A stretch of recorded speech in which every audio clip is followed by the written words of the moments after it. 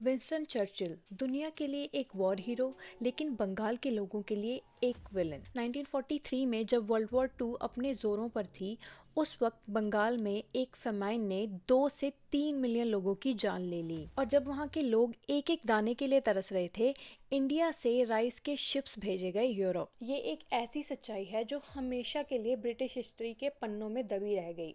हमें किसी ने नहीं बताया कि ये भुखमरी एक नेचुरल डिजास्टर नहीं थी, बल्कि एक मैन मेड हादसा था जो ब्रिटिश गवर्नमेंट ने क्रिएट किया था, वो भी एक ऐसी स्टेट में जहां से हजारों की तादाद में देश की आज़ादी के लिए क्रांतिकारी उठे। Shocking right? क्या चर्चिल ने जानबूझकर बंगाल के लोगों को इग्नोर किया था, या फिर ये सिर्फ वॉर के साइड इफेक्ट्स थे? आज हम इस डार्क चैप्टर को खोलेंगे, तो चलिए शुरू करते हैं। हाय, दिस इज़ मुस्कान। आपका स्वागत करती हूँ हमारे YouTube channel the mystery trail में। चलिए 1943 का एक सीन सेट करते हैं। वर्ल्ड वॉर टू चल रहा है और ब्रिटेन और नाज़ी जर्मनी जापान के अगेंस्ट लड़ रहे हैं। इंडिया, जो तब ब्रिटिश कॉलोनी के अंडर आता था, उसका इसमें बहुत बड़ा रोल था। सोल्जर्स, रिसोर्सेज, सब कुछ। लेकिन बंगाल में एक अलग ही क्राइसिस ब्रू हो रहा था। 1942 के अक्टूबर में एक मैसिव साइक्लोन आया जिसने बंगाल के राइस फील्ड्स को खत्म कर दिया। 80% क्रॉप्स खत्म हो चुके थे। फिर जापानीज ने बर्मा यानी कि म्यांमार को ऑक्यूपाई कर लिया, जो उस टाइम बंगाल का राइस सप्लाई हब था। इस इंसिडेंट के बाद बंगाल और उसके आसपास के एरियाज में फूड क्राइसिस शुरू हो गया। इंपोर्ट्स बंद हो गए। ऊपर से ब्रिटिश का war time control, price hikes, इन सब चीजों ने सिचुएशन को और भी बुरा बना दिया था। लोग बोलते थे कि पैसा है लेकिन खाना नहीं। ये फेमाइन कोई नेचुरल डिजास्टर नहीं था, ये मैन मेड डिसीजंस के कारण आया था। बंगाल के हाल दिल दहला देने वाले थे। विलेजेस में लोग भूख से चीख रहे थे, चिल्ला रहे थे। बच्चों के पेट में एक दाना नहीं जा रहा था। लोग घास, पेड़ों की जड़ें और कुछ लोग तो लेदर भी खा रहे थे। कोलकाता की सड़कों पर लाशों के ढेर बिछे हुए थे। मैं एक 5 साल के बच्चे की माँ थी, उसको मरते हुए नहीं देख सकती थी, इसलिए मैंने उसे 5 आने के लिए बेच दिया ताकि कम से कम वो जिंदा रह सके। ये एक सर्वाइवर का बयान था जो फेमाइन के टाइम पर लिखा गया था, जब आम लोग एक मुट्ठी चावल के लिए भी तरस रहे थे। उस वक्त कुछ वेल्थी इंडियन बिजनेसमैन और ब्रिटिशर्स ने फूड स्टॉक पाइल किया और ब्लैक मार्केट में इन्हें 5 गुना ज्यादा प्राइस पर बेचा गया। फॉर एग्जाम्पल, 1 किलो चावल भुखमरी से पहले सिर्फ 5 आने में मिलता था, लेकिन भुखमरी के दौरान ये 1 रुपए से भी ज्यादा का हो गया। ऑफिशियल स्टैट्स कहते हैं कि 1943 के एंड तक 2 से 3 मिलियन लोग मर चुके थे। लेकिन सबसे शॉकिंग बात तो ये है कि जब ये सब चल रहा था, उस वक्त इंडिया से 70,000 टन राइस एक्सपोर्ट हो रहा था ब्रिटेन, ऑस्ट्रेलिया और मिडल ईस्ट के लिए। एक रिपोर्ट के मुताबिक बंगाल के पास 13 मिलियन टन ग्रेन था, लेकिन डिस्ट्रीब्यूशन इतना खराब था कि लोग स्टार्व कर रहे थे।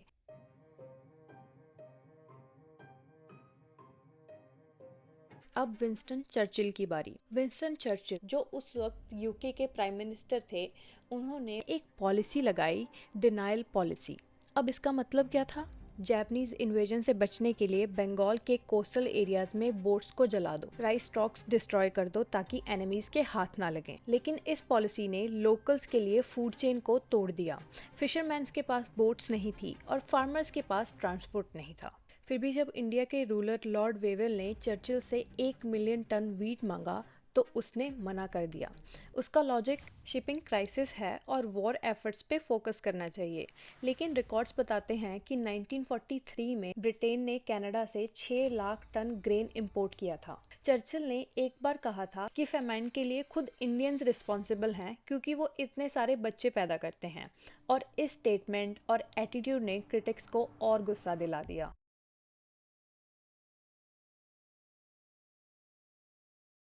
क्रिटिक्स जैसे हिस्टोरियन मधुश्री कहते हैं कि चर्चिल ने डेलिब्रेटली बंगाल को इग्नोर किया था। 1943 में ऑस्ट्रेलिया ने जब इंडिया को 1 लाख टन वीट ऑफर किया था, उस टाइम चर्चिल ने उसे मिडिटेरियन फोर्सेस के लिए डाइवर्ट कर दिया। चर्चिल के कई रेसिस्ट व्यूज भी सामने आए हैं। अपनी ही डायरी में वो लिखते हैं, Indians are beastly people. Economist Amartya Sen के आर्ग्यूमेंट्स अलग हैं। उनका कहना है कि बंगाल में कभी फूड शॉर्टेज थी ही नहीं, बल्कि वॉर टाइम इन्फ्लेशन ने प्राइसेस इतने ज़्यादा बढ़ा दिए कि गरीब लोग कुछ खरीद ही नहीं पा रहे थे। डिफेंडर्स जैसे आर्थर हरमन कहते हैं कि चर्चिल के पास कोई चॉइस ही नहीं थी। जापानीज थ्रेट्स की वजह से डिनाइल पॉलिसी ज़रूरी थी, और जो शिप्स की शॉर्टेज के बारे में मैंने पहले बात की वो भी रियल था। 1943 में एलाइज के पास शिप्स 20% कम थे, और लोकल करप्शन और ब्लैक मार्केट की वजह से ये फेमाइन बढ़ा था, जिसमें चर्चिल का कोई फॉल्ट नहीं था।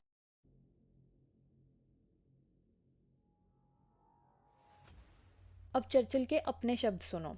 जब इंडिया के रूलर ने उसे इस फेमाइन के बारे में इंफॉर्मेशन भेजी तो उसने सरकास्टिकली कहा कि अगर फेमाइन इतना बड़ा है तो गांधी अब तक मरा क्यों नहीं। ये बात लियोपोल्ड एमेरी की डायरी में लिखी है, जो उस वक्त इंडिया के सेक्रेटरी ऑफ स्टेट थे। उन्होंने चर्चिल को कन्विंस करने की बहुत कोशिश की। एक मीटिंग में उन्होंने प्लीड किया कि बंगाल को 5 लाख टन ग्रेन चाहिए, लेकिन चर्चिल ने जवाब दिया कि मुझे इंडियन से नफरत है, वो एक बैकवर्ड लोग हैं। ये वर्ड्स आज भी हिस्टोरियंस के बीच एक डिबेट का सेंटर हैं। क्या ये उसकी ट्रू फीलिंग्स थी या फिर सिर्फ वॉर टाइम फ्रस्ट्रेशन।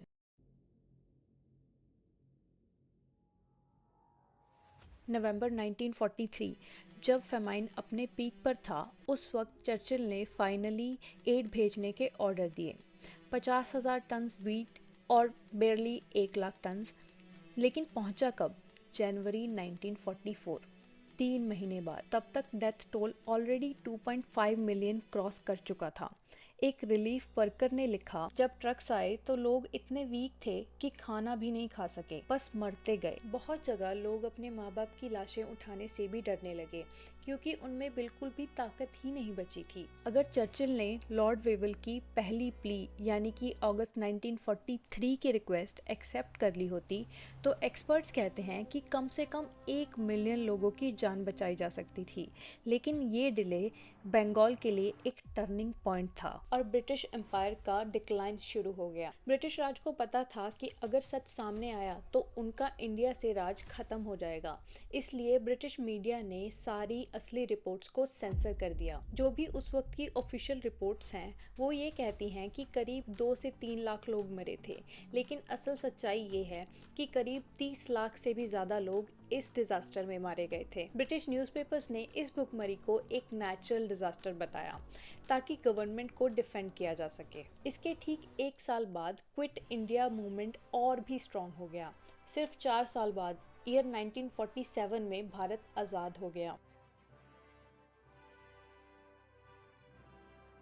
तो चर्चिल का वर्डिक्ट क्या है? एक तरफ तो उसने वर्ल्ड वॉर 2 जीता और दूसरी तरफ बंगाल के करीब 3 मिलियन लोगों के मौत का सवाल उसके साथ जुड़ा है। क्या वो एक जीनियस था जिसने दुनिया को बचाया, या फिर वो एक इनहेबिटेंट लीडर था जिसने अपने एम्पायर के एक हिस्से को मरने दिया? हिस्टोरियंस आज भी इस बात पर डिबेट करते हैं, लेकिन एक बात तो क्लियर है कि बंगाल के दर्द को दुनिया भूल गई। जूइश लोगों पर जो अत्याचार हिटलर ने किया उसका विरोध बार बार वो मूवीज सीरीज बनाकर करते हैं, लेकिन बंगाल फेमाइन पर आज तक कोई वेब सीरीज कोई मूवी नहीं बनी। लेकिन बंगाल के लोगों के लिए विंस्टन चर्चिल एक मास था और इंडिया के लिए ब्रिटिश राज डेफिनेटली एक कर्ज था। आपको क्या लगता है कि क्या इंडियन सिनेमा को ऐसी ट्रेजेडीज को रिप्रेजेंट करने पर फोकस करना चाहिए या फिर नहीं? कमेंट्स में अपने व्यूज़ ज़रूर बताएं। मैं मिलूंगी आपसे अगली वीडियो में। तब तक अपना और अपने परिवार का ध्यान रखें। और हाँ, चैनल को सब्सक्राइब ज़रूर कर लें और वीडियो अच्छी लगी हो तो शेयर ज़रूर करें।